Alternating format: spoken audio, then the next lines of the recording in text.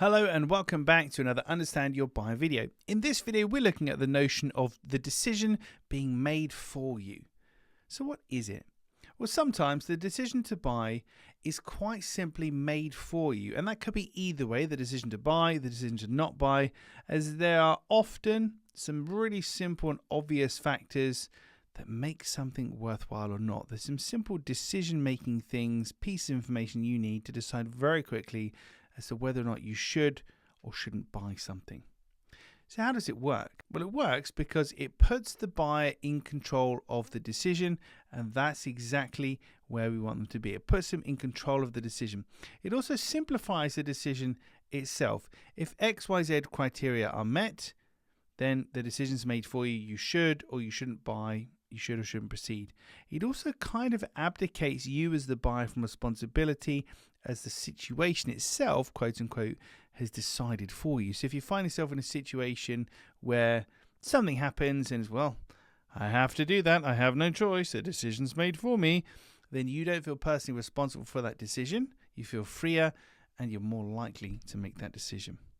So how can you use it? Well, whether or not something is worth buying is based on some simple considerations. Things like this: experience. So either you're going to like the product or service or you're not. It could be results. It either works or it doesn't. It could be usage. You're either going to use it or you're not going to use it.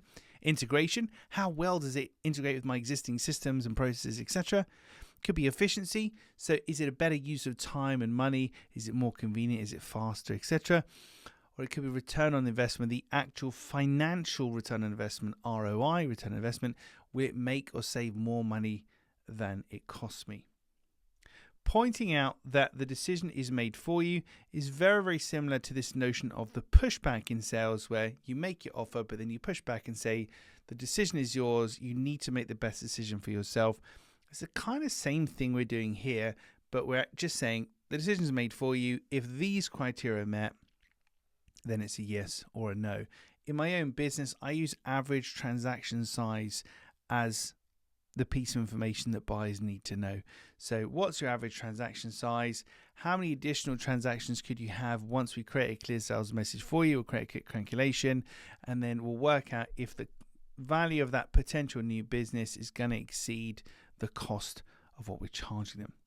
So that's decision made for you, reminding your buyer that if X, Y, Z criteria are met, then the decision to buy or not is quite literally made for you. Well, that's it for another Understand Your Buyer video. And if you like this kind of stuff, then you'll definitely like the book, which you can buy at understandyourbuyer.com.